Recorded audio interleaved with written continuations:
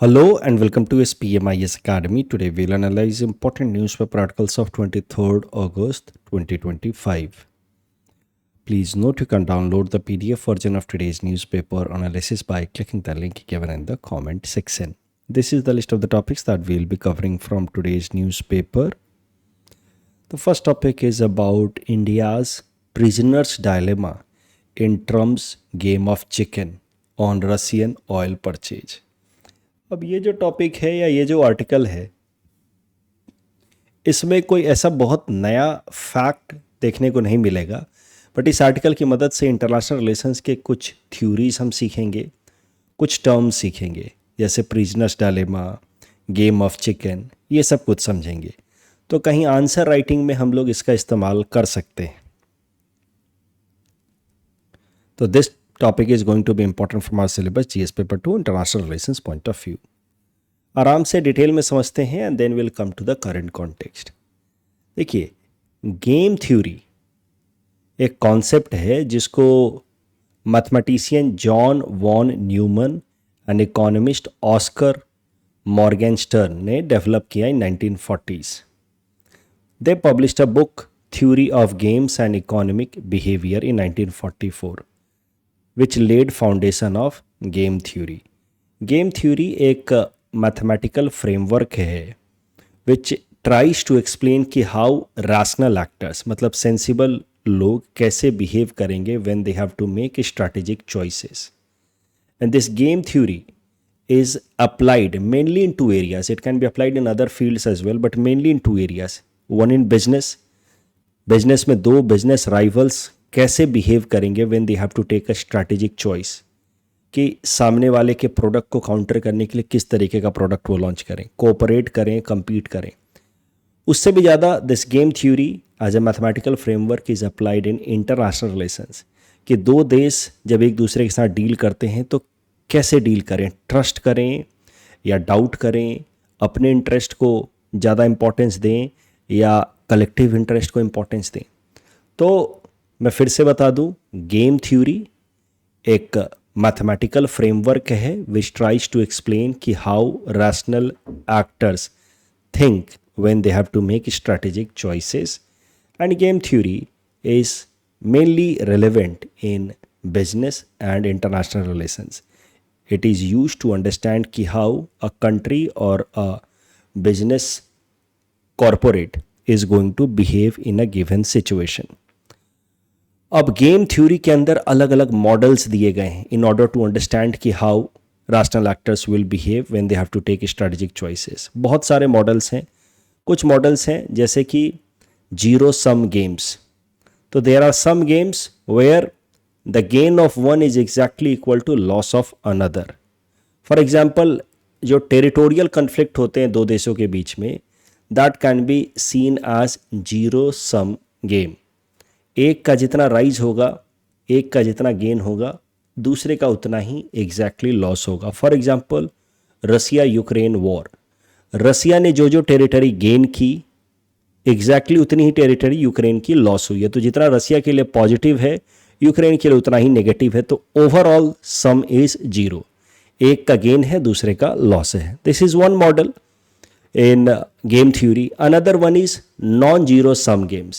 So there are some games जैसे territorial wars can be understood as zero sum games. Non-zero sum games are those games या those situations basically. Territorial war is those situation where we can see it in the model of zero sum game. एक का gain, दूसरे का loss. जैसे Bangladesh liberation war between India and Pakistan can also be seen in form of zero sum game. But दो देशों के बीच में sometimes the relation could also be understood in terms of this model जिसका नाम है non zero sum games model, जिसमें अगर दो देश आपस में कोऑपरेट करते हैं तो it can be win-win for both countries. And अगर दोनों एक दूसरे पे डाउट करते हैं और कोऑपरेट नहीं करते हैं तो it can be loss for both sides. जैसे दो देश आपस में ट्रेड रिलेटेड नेगोशिएशन कर लेते हैं, फ्री ट्रेड एग्रीमेंट, और दोनों देश एक दूसरे के साथ ओपन होकर के फ्री ट्रेड प्रैक्टिस करते हैं, तो कोऑपरेट करेंगे तो it will be win win for both, positive outcome for both, non zero sum game. Similarly अगर आर्म्स कंट्रोल करने के लिए अगर दो देश आपस में एग्रीमेंट साइन करते हैं कि हम अब आर्म्स प्रोलिफरेशन नहीं करेंगे और दोनों देश उसमें कोऑपरेट करते हैं, तो it will be non zero sum game, it will be benefit for both, दोनों को फ़ायदा होगा। क्योंकि आर्म्स एम्यूनेशंस अगर हम डेवलप नहीं करते हैं तो फिर वो पैसा डेवलपमेंट पर्पस के लिए जैसे कि हेल्थ एजुकेशन में इस्तेमाल हो सकता है। Same is for environment. अगर एनवायरनमेंट कोऑपरेशन के लिए पूरी दुनिया कोऑपरेट करती है at suppose UN platform under agreements like United Nations Framework Convention of Climate Change, और सब ईमानदारी से अपने अपने कमिटमेंट्स को पूरा करते हैं, for example under Paris climate deal सब अपने अपने INDC को फुलफिल करते हैं, तो it can be considered as a win win situation and it is non zero sum game because overall outcome will be positive, सबको फ़ायदा होगा। अच्छा, नॉन जीरो सम गेम में overall outcome can be negative as well. जैसे दो देश आपस में ट्रस्ट नहीं कर रहे तो दोनों अपना अपना आर्म प्रोलिफरेशन कर रहे हैं। जैसे कोल्ड वॉर के टाइम में USSR एंड US ब्लॉक दोनों ने बीच में कुछ कुछ एग्रीमेंट्स भी साइन किए, despite those agreements both continued to proliferate their weapons. So that can be considered as non-zero sum game where both parties are losing and ultimate outcome is negative. Non zero sum game आप कह सकते हैं मौजूदा time में भारत और पाकिस्तान के बीच में भी चल रहा है, आर्म्स रेस में खासकर देखा जाए तो, और इसका नुकसान हम दोनों को उठाना पड़ रहा है। फ़ायदा फ्रांस और अमेरिका जैसे देश उठाते हैं क्योंकि हम दोनों ही एक दूसरे पे डाउट करते हैं कि पाकिस्तान को लगता है कि भारत बहुत मॉडर्न वेपन सिस्टम डेवलप कर रहा है, तो फिर पाकिस्तान डर से फ्रांस से अमेरिका से मॉडर्न डिफेंस इक्विपमेंट्स खरीदेगा, नए नए तरह के फाइटर जेट खरीदेगा, फिर भारत उसको देखेगा तो भारत को डर होगा, फिर भारत अमेरिका से, फ्रांस से, इजराइल से नए तरह के डिफेंस इक्विपमेंट्स खरीदेगा, और इस तरीके से दोनों देश एक तरीके के आर्म प्रोलिफरेशन में लगे हैं। Why? Because we are not cooperating. I am not suggesting कि हमें कोऑपरेट करना चाहिए, मैं ऐसा बिल्कुल सजेस्ट नहीं कर रहा, लेकिन मैं बस एग्जाम्पल के तौर पे समझा रहा हूँ कि when two countries do not cooperate then they engage into arms race, they lead to violation of treaties, and it is ultimately a non-zero sum game where ultimate outcome is negative. When two countries cooperate, then ultimate outcome is positive. Zero sum game, non-zero sum game. Zero sum game में एक का फायदा exactly दूसरे का नुकसान, ये mainly देखा जाता है during territorial conflict, example Russia Ukraine war. Non zero sum game, if you cooperate ultimate outcome is positive, win win. If you don't then ultimate outcome is negative. Non zero sum game का current example Bharat और पाकिस्तान का हमने देखा। It's a kind of lose lose situation. अब जब हम अलग अलग डिफेंस इक्विपमेंट खरीद रहे हैं, पाकिस्तान भी खरीद रहा है और दोनों देश में गरीबी ज़्यादा है, तो कहीं ना कहीं it is loss for both countries. दो और इम्पॉर्टेंट मॉडल्स हैं गेम थ्योरी के जिसको हम लोग इस आर्टिकल में डिस्कस करेंगे। एक है प्रिजनर्स डायलेमा और है चौथा गेम ऑफ चिकन। तो zero sum game, non zero sum game हमने ब्रीफली देख लिया, इन दोनों को थोड़ा डिटेल में देखेंगे because this article is based on these two models of game theory, prisoners dilemma end game of chicken. Prisoners dilemma 1950 में डेवलप किया गया। नाम इंपॉर्टेंट नहीं है बट मैंने लिख करके दे दिया है, क्रेडिट तो देना ही पड़ेगा जिसने भी डेवलप किया है, Merrill Flood and Melvin Dresher ने। बाद में इसमें और कंट्रीब्यूट किया एल्बर्ट डब्ल्यू टकर ने। नाम इतना याद करने की ज़रूरत नहीं है। प्रिजनर्स डायलेमा का कॉन्सेप्ट देखिए। प्रिजनर्स डायलेमा जो मॉडल है ये बताने की कोशिश करता है कि how rational players will think और इन अ स्ट्रैटेजिक सिचुएशन, और इसको बताने के लिए वो एक सिचुएशन क्रिएट करता है कि मान लीजिए कि दो प्रिजनर्स हैं, प्रिजनर ए एंड बी, दोनों को पुलिस ने पकड़ लिया है और अलग अलग कमरे में बैठा करके इनसे इंटरोगेशन किया जा रहा है। दोनों ही रैशनल हैं, दोनों समझदार हैं, इंटरोगेशन इनसे किया जा रहा है। अब ए और बी दोनों ने मिल करके साथ में क्राइम किया है, लेकिन पकड़े जाने से पहले दोनों ने एक दूसरे को प्रॉमिस किया कि भाई कुछ भी बोलना नहीं है, चाहे जो हो जाए, ठीक है। अब दोनों को अलग अलग कमरे में बिठाया गया। अब दोनों से अलग अलग सवाल पूछा जा रहा है। अब दोनों के पास दो चॉइस है, या तो चुप रहें या तो कन्फेस कर लें। अगर चुप रहते हैं दोनों ही, यानी कि prisoner A and prisoner B दोनों एक दूसरे पे ट्रस्ट करते हैं, जो कमिटमेंट किया था, और कमिटमेंट के हिसाब से चुप रहते हैं तो दोनों को सज़ा होगी भी तो लाइट पनिशमेंट होगी। जैसे मान लीजिए दोनों को 2-2 साल की सज़ा हुई, so it is best outcome for both. But मान लीजिए कि प्रिजनर ए चुप रहता है बट प्रिजनर बी कन्फेस कर लेता है कि हाँ सर, हमने ए और बी ने मिल करके क्राइम किया था, और ए नहीं मानता है बट बी मान लेता है, तो बी एक तरीके से हो जाएगा इस केस में विटनेस, और विटनेस को होती है कम सज़ा। तो बी को इस केस में हो सकता है सिर्फ 1 साल की सज़ा हो, ये एग्जाम्पल के तौर पे है, और ए को 8 साल की सज़ा हो गई। तो ट्रस्ट किया और सामने वाले ने धोखा दे दिया अगर, तो फिर आपका नुकसान बहुत बढ़ सकता है। सेम इज ट्रू कि फॉर बी एज वेल, कि अगर बी शांत रहने का सोचता है, ट्रस्ट करने का सोचता है, B remain silent and A confesses, then A will get 1 year and B will get 8 years of jail. And if both confess, दोनों एक दूसरे पे भरोसा नहीं दिखाते हैं, तो दोनों को 5-5 साल की सजा होगी। ठीक है, तो ये 4 सिचुएशंस बन सकती हैं व्हेन 2 rational actors या players are in a strategic situation where they have to make a strategic choice कि कन्फेस करें या ना करें, साइलेंट रहें या कन्फेस करें। अब दोनों के पास 2-2 ऑप्शन है, साइलेंट रहें या कन्फेस करें या अपने पार्टनर को बिट्रे करें। आउटकम 4 हो सकते हैं। हम साइलेंट रहें, सामने वाला भी साइलेंट रहे तो बेस्ट आउटकम। मैं साइलेंट रहा, सामने वाले ने कन्फेस कर लिया तो मेरे लिए बड़ा नुकसान हो जाएगा, उसके लिए बेस्ट ऑफ द बेस्ट हो जाएगा। सिमिलरली अगर वो साइलेंट रहा, मैंने कन्फेस कर लिया तो मेरे लिए बेस्ट ऑफ द बेस्ट हो जाएगा, उसके लिए वर्स्ट हो जाएगा। और हम दोनों ने कन्फेस कर लिया तो हम दोनों को ठीक ठाक सी पनिशमेंट होगी। Both betray, then there is going to be medium punishment. और ये जो प्रिजनर्स डायलेमा कहता है अंडर गेम थ्योरी, ये कहता है कि ज़्यादातर केस में जो रैशनल एक्टर्स हैं, in most of the case the rational actors are going to take this choice.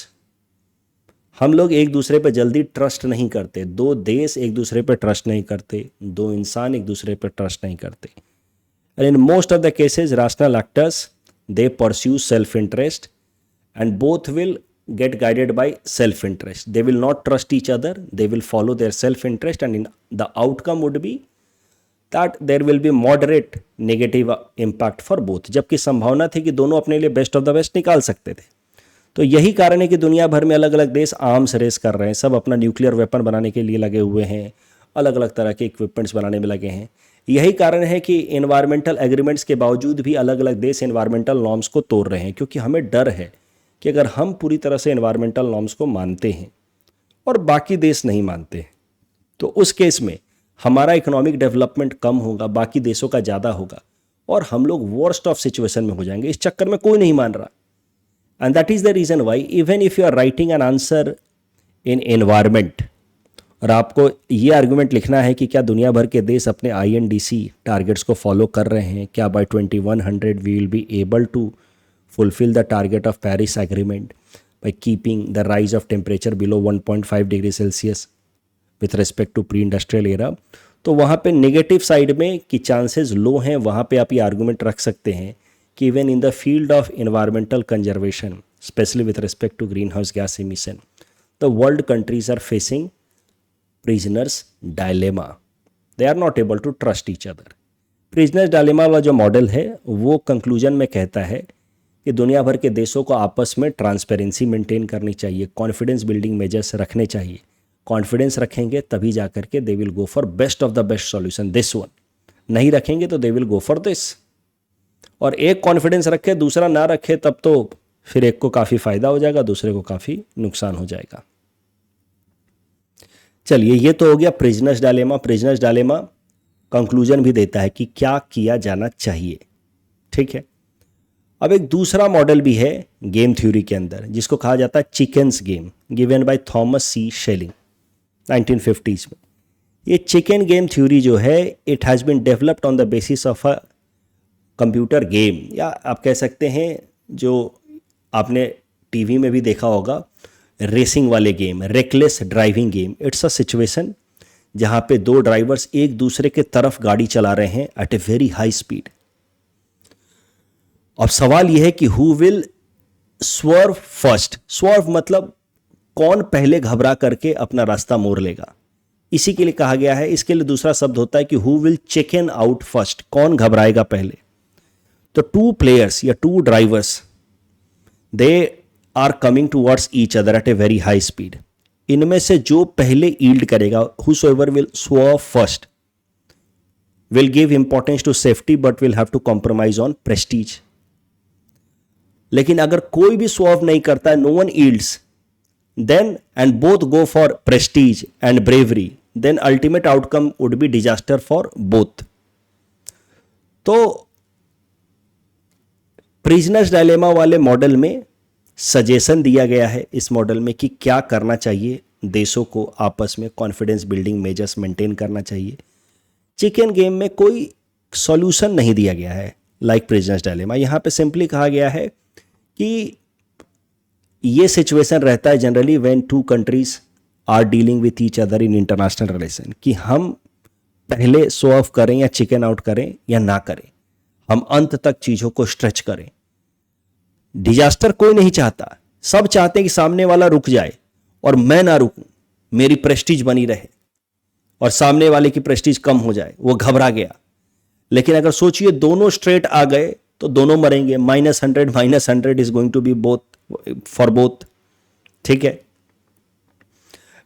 If player B swerve कर जाता है, प्लेयर बी पहले रास्ते से हट जाता है और प्लेयर ए रास्ते पे रहता है, तो प्लेयर ए को फायदा होगा, बी को नुकसान होगा। प्लेयर ए के लिए 10 पॉइंट, बी के लिए 0 पॉइंट। सिमिलरली अगर प्लेयर बी स्ट्रेट रहता है और ए हट जाता है, तो प्लेयर ए के लिए नुकसान, बी को फायदा। दोनों सॉल्व कर जाते हैं, अंत में जाकर के दोनों घबरा जाते हैं और रुक जाते हैं। तो it will be like both chicken out, दोनों की प्रेस्टीज थोड़ी लॉस होगी लेकिन कम से कम डिजास्टर बचाया जा सकेगा। तो ये 4 अलग अलग सिचुएशन है। This is worst for both countries, this is best for one, worst for another, and this is relatively moderate for both countries. अब चिकन गेम मॉडल का एप्लीकेशन अगर देखा जाए तो Cuban missile crisis could be a good example. 1962 में जब USSR ने Cuba में खूब सारे न्यूक्लियर वेपन्स इंस्टॉल कर दिए थे which could launch nuclear strike over US territories, और यूएस ने तो कई सारे न्यूक्लियर वेपन्स इंस्टॉल किए ही थे in its NATO allies in Italy, UK, France, Turkey, which could any time hit USSR territories. तो now it was kind of chicken game, दोनों एक दूसरे को थ्रेटन कर रहे थे एंड इन द एंड आप कह सकते हैं कि बोथ स्वर्व्ड, दोनों अंत में घबरा गए। बट उसमें भी शुरुआत पहली की थी सोवियत यूनियन ने, उनके premier Nikita Khrushchev first signalled compromise. तो एग्जैक्टली कह पाना कि क्या हुआ, ऑफ कोर्स ये तो नहीं ही हुआ। कुछ हिस्टोरियंस कहते हैं कि दोनों अंत में जाकर के स्वर्व कर गए, मतलब चिकन आउट कर गए। कुछ कहते हैं कि ना, यूएसएसआर पहले घबराया तो यूएसएसआर की प्रेस्टीज खराब हुई। बट कहीं ना कहीं वो इस तरह का की राइटिंग कहते हैं, लिखते हैं, यूएस बैक्ड जो हिस्टोरियंस हैं इंटरनेशनल रिलेशंस के, वो लिखते हैं कि यूएसएसआर बैक्ड ऑफ फर्स्ट। चलिए वो तो क्यूबन मिसाइल क्राइसिस पुरानी बात हो गई। Now let us see application of chicken game theory in international relations in current time, specially with respect to India. ये जो बॉर्डर डिस्प्यूट या पाकिस्तान के साथ जो हमारा कन्फ्लिक्ट हुआ अभी हाल फिलहाल में in the month of May, operation Sindoor, वो कहीं ना कहीं चिकन गेम वाले मॉडल से बेस्ट समझा जा सकता है। पाकिस्तान भाई, हमने उसके 9 टेररिस्ट डेस्टिनेशंस पे अटैक किया, टेररिस्ट लोकेशन पे अटैक किया, हमने पाकिस्तान के ऊपर अटैक नहीं किया था। लेकिन पाकिस्तान ने इस मैटर को अपने रेपुटेशन पे ले लिया कि हमने उसकी टेरिटोरियल सोवरेनिटी को वॉलेट किया और उसने हमारे ऊपर काउंटर अटैक शुरू कर दिया और एक वॉर जैसा माहौल बन गया। अब सवाल ये उठ गया कि who will off ramp first, कौन पहले स्वर्व करेगा, कौन पहले चिकन आउट करेगा। और देखिए, मतलब मैं ये नहीं कह रहा हूं कि India swerve first, it did not happen, of course it did not happen. लेकिन अगर भारत कर भी लेता पहले थोड़ा कि ठीक है यार कोई बात नहीं, तो ये इतनी बुरी बात भी नहीं होती, क्योंकि पाकिस्तान तो ऑलरेडी बर्बाद है, उसके साथ झगड़ा करके हम क्यों बर्बाद हों। पाकिस्तान को सबक सिखाने के लिए और भी तरीके हमने ऑपरेशन सिंदूर कर दिया। अब उसके बाद उससे दोबारा फुल फ्लेजेड लड़ाई की जाए, जो भारत के अंदर कई सारे लोगों की इच्छा थी कि खूब लड़ाई हो जाए, उससे क्या है कि it would be like this situation. Pakistan तो ऑलरेडी बर्बाद है, वो तो कार क्रैश करा ही देता, वो तो लड़ाई कर ही लेता। तो पाकिस्तान से हम क्यों ये चिकन गेम में स्ट्रेट कन्फ्लिक्ट करें? तो कहीं ना कहीं वो जो ऑफ रैंपिंग हुई भारत और पाकिस्तान, कौन पहले ऑफ रैंप हुआ, कौन पहले चिकन आउट हुआ, उसमें मैं नहीं जा रहा। लेकिन भारत अगर थोड़ा सा सॉफ्ट स्टैंड दिखाया भी भारत ने, तो ये कोई बहुत बुरी बात नहीं है। अब मतलब भूख, मतलब आप कोई सड़क पे, आपको कहा जाता है ना कि सड़क पे कीचड़ में सुअर लेटा हो तो उससे थोड़ी झगड़ा करते हैं। अगर उसने आपके ऊपर थोड़ा कीचड़ उछाल भी दिया तो ये थोड़ी उतर के उससे झगड़ा करने लगेंगे। चलिए, getting back to another example of chickens game, trade war right now going between India and US. War तो अमेरिका ने स्टार्ट किया है, अमेरिका ने हमें थ्रेटन किया है 27 अगस्त के बाद हमारे ऊपर टैरिफ रेट 50% कर दिया जाएगा। अब जैसे जैसे 27 अगस्त की डेट नज़दीक आ रही है, अमेरिका ने कहा है कि अगर तुमने रसिया से ऑयल खरीदना नहीं शुरू किया तो हम तुम्हारे ऊपर टैरिफ रेट्स डबल कर देंगे। 27 अगस्त का डेट मतलब कोलिजन वाला डेट है अमेरिका और भारत के बीच में। अब उसके पहले कौन स्वर्व करेगा, कौन चिकन आउट करेगा, यह देखना होगा। तो जो करंट सिचुएशन भारत और अमेरिका के बीच में अगेन बन रही है, it can B best understood in form of game of chicken, क्योंकि भारत अभी भी रसिया के साथ खूब सारा ऑयल खरीद रहा है। We are buying about 2 million barrels oil per day, which is record high. 38% of India's crude oil is being imported from Russia and sanction date है 27 अगस्त। So this situation is best analyzed from the perspective of chicken game. It is to be seen who swerves first, India or US, क्योंकि US also has lot to lose. US सीधा सीधा भारत पे sanction लगा करके US को कुछ फायदा मिलने वाला है नहीं, क्योंकि उसका नेगेटिव इम्पैक्ट ये होगा कि भारत जो है वो रसिया और चाइना के साथ एक स्ट्रॉन्ग एक्सिस बनाएगा। It is going to do great damage for America, but Bharat के लिए भी डैमेज होंगे, क्योंकि भारत के ऊपर जब सैंक्शंस लगेंगे तो भारत की इकोनॉमी को सीधा सीधा नुकसान होगा। तो 27 अगस्त को ये चिकन गेम में क्या सीधा कोलिजन होता है या फिर कौन चिकन आउट करता है, ये थोड़ा देखना होगा क्या होता है। लेकिन भारत तो अभी चिकन आउट करने के मूड में नहीं है अगेंस्ट यूएस। भारत अभी चाइना, रसिया, इसके साथ उसने अपने एक्सेस को स्ट्रेंथन करना शुरू कर दिया है। सो चिकन गेम में इस अप्रोच को कहा जाता है taking the game to brinkmanship, एकदम कन्फ्लिक्ट के लेवल तक ले जाने के मूड में अभी दिख रहा है भारत। यहां पे तो we are not in the mood of ramping. तो आई जस्ट होप आपको समझ आया। हमने पहले देखा game theory. Game theory international relations या बिजनेस राइवलरी में जो रैशनल थिंकर्स होते हैं वो कैसे बिहेव करेंगे when they have to make strategic choice, उसको समझने के लिए है। There are several models in game theory, some are zero sum game, some are non zero sum game, prisoners dilemma, game of chicken, and then the current situation between India and US, जहाँ पे US ने threaten किया है भारत को with tariff rates 25% more for buying Russian oil.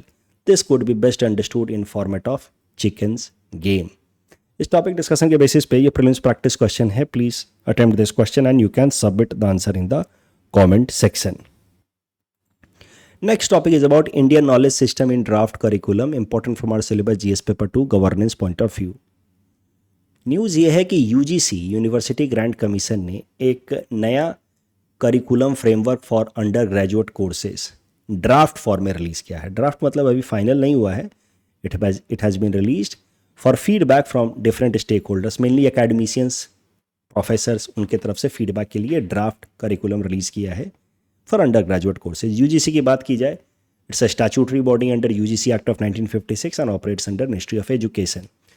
जो higher education institutions होते हैं, central universities, state universities, private universities and deem to be universities, उन सबको रेगुलेट करने का काम होता है यूजीसी। यूजीसी बेसिकली उनके फंडिंग रिक्वायरमेंट को देखता है, उनके कोर्स करिकुलम को रिकॉग्नाइज करना, रेगुलेट करना, वो सब यूजीसी करता है। अब ये जो न्यूज़ है कि यूजीसी ने फैसला किया है कि इंडियन नॉलेज सिस्टम, जो ट्रेडिशनल इंडियन नॉलेज सिस्टम है, उसको इंक्लूड किया जाएगा in the curriculum of under graduate courses. तो किस किस तरीके के इंडियन एंशियंट ट्रेडिशन सिस्टम को इंक्लूड किया जाएगा वो भी थोड़ा देखते हैं। मैथमेटिक्स में मंडल ज्योमेट्री भी पढ़ाई जाएगी, ऐसा प्रपोजल है। मंडल ज्योमेट्री क्या होती है? मंडल एसेंशियली संस्कृत में उसका मतलब होता है circle, but mandala geometry Bharat के अंदर भारत में एंशियंट टाइम में mandala geometry was a way to study geometry and develop architecture and it mandala geometry की मदद से अलग अलग इंपॉर्टेंट फिगर्स बनाए जाते थे इस तरीके के, जिसमें सर्कल एंड ट्राइंगल स्क्वायर्स इन सब का इस्तेमाल किया जाता था। तो अलग अलग सैक्रेड इमेजेस बनाए गए हैं with help of Mandal geometry. Mandal geometry से ही निकल करके आया मंडल आर्ट। इस तरह की पेंटिंग जो आप देखते हैं जिसमें खूब सारा circle and triangle and squares का इस्तेमाल होता है, इन सबको क्या कहा जाता है? मंडल आर्ट। तो mandala geometry and mandala art has been considered very sacred way of studying geometry in Hinduism and Buddhism right since ancient time. अब मंडल ज्योमेट्री को इंट्रोड्यूस किया जाएगा in the under graduate courses. ये भी ड्राफ्ट के फॉर्म में प्रपोज किया है यूजीसी ने। कॉमर्स एंड इकोनॉमिक्स में अभी तक नॉर्मली हम लोग क्या पढ़ते हैं? Demand curve, supply curve and all, but now Bharatiya philosophy will also be included in commerce and economics. जहाँ पे सिखाया जाएगा कि we have to take ethical decisions also in business. The decision should not be only guided by profit.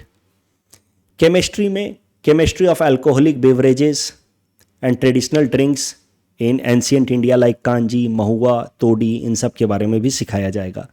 Anthropology, Indian thinkers, medical as well as anthropology में Indian thinkers like Charaka, Sushruta and Kautilya के बारे में study की जाएगी। अब UGC ने कहा है कि ये जो इंक्लूजन किया जा रहा है ancient wisdom system in under graduate courses, it is in line with NEP, national education policy 2020, उसके हिसाब से, क्योंकि वहाँ पे बोला गया है, एक प्रोविजन ये भी है कि एंशियंट विजडम को भी इंक्लूड किया जाए। बट जो क्रिटिक्स हैं एकेडमिशियन से खासकर, वो कह रहे हैं कि इसके पीछे कहीं ना कहीं पॉलिटिकल मोटिव है। This is an attempt to give political colouring to education system. इसके लिए एक और शब्द इस्तेमाल कर रहे हैं एकेडमिशियंस की, सैफ्रोनाइजेशन किया जा रहा है, बट हमने यहाँ पे जानबूझकर क्या अवॉइड किया है। बहुत एक्सट्रीम वर्ड्स लिखना अवॉइड करेंगे आप ये मेंस में लिख सकते हैं, पॉलिटिकल कलरिंग ऑफ एजुकेशन का एलिगेशन लगा रहे हैं क्रिटिक्स। इस टॉपिक डिस्कशन के बेसिस पे प्रीलिम्स प्रैक्टिस क्वेश्चन है। Please attempt this question and submit the answer in the comment section. Next topic is about national space day, important from our syllabus GS paper 3 science and technology point of view. एक बार थोड़ा सा background देख लेते हैं, then will come to the current context. Moon के लिए lunar exploration missions Bharat ने अभी तक 3 भेजे हैं, चंद्रयान 1, 2 एंड 3। 2 और मिशन भारत ने प्लान किए हैं, चंद्रयान 4 एंड चंद्रयान 5। चंद्रयान 5 का नाम लूपेक्स मिशन भी है। तो 3 अभी तक हो चुके हैं, 2 फ्यूचर मिशंस हैं, 4 एंड 5। 1 की बात की जाए, it was in 2008 sent by ISRO. It was orbiter mission, मतलब अर्थ से ये जो चंद्रयान 1 भेजा गया, इसका मेन लक्ष्य था कि मून के अराउंड ऑर्बिट करे और मून से सरफेस से कुछ इंफॉर्मेशंस निकाल करके अर्थ पे रिले करे। इट वाज सक्सेसफुल एंड जो इंफॉर्मेशन चंद्रयान 1 ने भेजा, which was an orbiter mission, उस इंफॉर्मेशन के बेसिस पे we were able to establish that there is existence of water on moon. फिर चंद्रयान 2 भेजा गया 2019 में, 2019 में। Chandrayaan 2 was much more complex as compare to 1। 1 तो सिर्फ ऑर्बिटर था, मून के अराउंड ऑर्बिट करना था। 2 में क्या था कि एक ऑर्बिटर था जो मून के अराउंड ऑर्बिट करेगा, फिर उस ऑर्बिटर में से एक पार्ट निकल करके आकर के उसको मून पे लैंड करना था, and that too landing on the south pole of the moon which is difficult, जहां पे लैंड करना डिफिकल्ट है। तो लैंडर जो चंद्रयान 2 का था, उस इक्विपमेंट का नाम था विक्रम, और उस लैंडर से अटैच था एक रोवर जो उस लैंडर से निकल करके आता once Vikram had landed on moon surface, और वो रोवर का नाम प्रज्ञान था, जो लैंडर विक्रम से निकल करके आता और मून सरफेस पे अलग अलग जाता और वहां से वो डेटा कलेक्ट करता। So Chandrayaan 2 had 3 modules, orbiter, orbiter के बाद एक लैंडर, और लैंडर के बाद उससे निकल करके आता रोवर। लैंडर का नाम था विक्रम, रोवर का नाम था Pragyan. Chandrayaan 2 was not completely successful, क्योंकि चंद्रयान 2 में हुआ क्या कि ये जो विक्रम लैंडर था वो सॉफ्ट तरीके से लैंड नहीं कर पाया मून सरफेस पे। उसको बड़ा प्रिसाइज तरीके से आराम से लैंड करना था, लेकिन हार्ड लैंडिंग हुई तो वो डिसफंक्शनल हो गया, and that is why Chandrayaan 2 was not fully successful. Chandrayaan 2 का ऑर्बिटर वॉज सक्सेसफुल, ऑर्बिटर अपने ऑर्बिट में जाकर के प्लेस हो गया, but lander and rover fail हो गए क्योंकि सॉफ्ट लैंडिंग नहीं हो पाई। फिर चंद्रयान 2 को ही करेक्ट करने के लिए भेजा गया। चंद्रयान 2 के जो चीज़ें गोल्स रह गए थे उसको करेक्ट करने के लिए भेजा गया चंद्रयान 3, और चंद्रयान 3 वाज सक्सेसफुल। उसमें ऑर्बिटर नहीं था, क्योंकि ऑर्बिटर तो चंद्रयान 2 का ही सक्सेसफुल हो गया था, तो चंद्रयान 3 में ऑर्बिटर नहीं भेजा गया सीधा लैंडर एंड रोवर। लैंडर का नाम फिर से वही रखा गया जो 2 में था, विक्रम, एंड रोवर का नाम Pragyan. And this time ISRO was successful in soft landing of Vikram the lander on south pole of moon. और उसके फिर बाद रोवर वहां से निकला और it conducted several experiments, and this soft landing on moon of Vikram the lander on the south pole of the moon. और इसके साथ ही भारत दुनिया का पहला ऐसा देश बना, first country to achieve soft landing on the moon south pole. तो इस सिग्निफिकेंट अचीवमेंट जो 2 साल पहले हुआ 23 अगस्त 2023 को, चंद्रयान 3 का जो लैंडर मिशन है it was successful. Lander the Vikram and rover Pragyan also moved on moon surface. तो इस दिन को सेलिब्रेट करने के लिए फिर हमने फैसला किया हमारी सरकार ने कि 23 August will be celebrated across the country as national space day. It commemorates the successful soft landing of Chandrayaan 3 Vikram the lander. जैसा कि मैंने आपको कहा, India overall became 4th country to land on moon, but first country to land near moon's south pole region. इस landing point जहां पे विक्रम ने land किया, उस लैंडिंग पॉइंट का नाम रखा गया है शिव शक्ति पॉइंट। इस साल जो नेशनल स्पेस डे हम मना रहे हैं, ये सेकंड नेशनल स्पेस डे है। पहला मनाया हमने 2024 में, इस बार सेकंड मना रहे हैं। इस साल का थीम है Aryabhatta to Gaganyaan, ancient wisdom to infinite possibilities. इस टॉपिक डिस्कशन के बेसिस पे प्रीलिम्स प्रैक्टिस क्वेश्चन है। Please attend this question and submit the answer in the comment section. ऐसा मेंस में आपसे पूछा जा सकता है कि भारत के जो अभी तक के लूनर मिशन है 1, 2, 3 इनके बारे में बताइए, और जो फ्यूचर मिशन है चंद्रयान 4 एंड लूपेक्स जो चंद्रयान जिसका दूसरा नाम चंद्रयान 5 है उसके बारे में भी बताइए। ऐसा सवाल आपसे पूछा जा सकता है। You can easily attempt and if needed you can read the hints also. Next topic is simple, supreme court modified order on stray dogs. इतना इंपॉर्टेंट नहीं है, लेकिन चूंकि स्ट्रे डॉग पे हमने एनालिसिस की थी, सुप्रीम कोर्ट ने बोला था, आई होप आपको याद होगा, कि दिल्ली और एनसीआर रीजन में जो भी स्ट्रे डॉग्स हैं उनको पकड़ा जाए और उनको फिर एक अलग से शेल्टर होम में रखा जाए। फिर उसको लेकर के काफ़ी डिफरेंसेस आए, डिस्प्यूट आए, इकोनॉमिक क्वेश्चंस उठे कि इतना पैसा कहाँ से आएगा। फिर एथिकल क्वेश्चंस भी उठे कि डॉग्स को क्यों एक जगह कॉर्डन किया जाए, it is inhuman against dogs welfare. इन सब को लेकर के सुप्रीम कोर्ट ने अब जब बहुत ज़्यादा इसको क्रिटिसिज्म हुआ तो now supreme court has modified its order. Supreme court ने कहा है कि dogs have to be captured first of all, then they have to be sterilised, dewormed, vaccinated, and then again released back from where they were picked up. So now Supreme Court has reformed या modified its order which is in line with animal birth control rule of 2023। पहले से भी यही rule था, बस उसको अब ठीक से इंप्लीमेंट करने का आदेश दे दिया है सुप्रीम कोर्ट ने कि ठीक से करो। और एक और एक्सेप्शन दे दिया है बस, कि जो डॉग्स रेबीज इन्फेक्टेड हैं या सस्पेक्टेड रेबीज हैं, या जो डॉग्स एग्रेसिव या डेंजरस बिहेवियर दिखा रहे हैं, उनको कम से कम रिलीज बैक मत करो, उनको अलग से एक शेल्टर हाउस में कॉर्डन करके रखो। अब शेल्टर हाउस के लिए पैसा कहाँ से आएगा? तो जो लोग भी एनिमल लवर बन करके सुप्रीम कोर्ट में उन्होंने पिटीशन फाइल किया था ना सुप्रीम कोर्ट के फैसले के खिलाफ, उन सबको अब सुप्रीम कोर्ट ने कहा पैसा दो तुम लोग। Individuals who had filed petition उन सबको 25,000 रुपये देने हैं, and NGOs have to give 2 lakh rupees. Individuals 25,000, NGOs have to give 2 lakh rupees. उस पैसे से बनाया जाएगा शेल्टर जहां पे इस तरह के डॉग्स को रखा जाएगा, they will not be release back. तो पैसे का टेंशन भी खत्म हो गया, और जो बेचारे नॉर्मल से डॉग्स हैं उनको रिलीज बैक कर दिया जाएगा स्टेरलाइज तरीके से, ताकि फ्यूचर में वो रिप्रोड्यूस ना करे और अपनी पॉपुलेशन को ना बढ़ाएं। कल जो हमने प्रैक्टिस क्वेश्चन दिया था ओशन करंट से रिलेटेड, यहाँ पे सेकंड स्टेटमेंट गलत है। विंड का तो इंपॉर्टेंट इंपैक्ट होता ही है ओशन करंट फॉर्मेशन पे, इसलिए second statement is wrong, first statement is correct. अच्छा, इंटर कॉन्टिनेंटल बैलिस्टिक मिसाइल के बारे में ठीक से एक बार फिर समझ लीजिए। इंटर कॉन्टिनेंटल बैलिस्टिक मिसाइल्स का रेंज होता है 5,500 किलोमीटर या मोर, एंड अग्नि 5 is inter continental ballistic missile. क्यों? क्योंकि उसका रेंज जो है वो 5,000 किलोमीटर से लेकर के लगभग 8,000 किलोमीटर तक है। जो कल मैंने आपको बताया ना 5,000 किलोमीटर उसका रेंज है, that was minimum range. and its maximum range could be up to 8,000 kilometer. So from this parameter, Agni 5 is intercontinental ballistic missile. ठीक है, एक बार फिर से कोई कंफ्यूजन ना रखने के लिए समझते हैं. शॉर्ट रेंज वाले मिसाइल्स 1000 किलोमीटर से कम वाले रेंज हो गए शॉर्ट रेंज. इंटरमीडिएट रेंज वाले होते हैं 5500 किलोमीटर से कम रेंज वाले को कहा जाता है इंटरमीडिएट रेंज, और उससे ज़्यादा वाले को कहा जाता है इंटरकॉन्टिनेंटल. अब अग्नि 5 की बात की जाए तो इसका मिनिमम रेंज है 5000 kilometre, it can go up to 8000 kilometre, and that makes Agni 5 an intercontinental ballistic missile. It is in fact India's first intercontinental ballistic missile. अब ये क्वेश्चन देखा जाए तो पहला सवाल तो सही है, दूसरा भी स्टेटमेंट गलत है. Intercontinental ballistic missiles have longest range and they are capable of travelling over 5000 kilometres. ये भी सही है. 5000 किलोमीटर के ऊपर तो 5500 भी आता है, 6000 भी आता है. So in fact both statements are correct.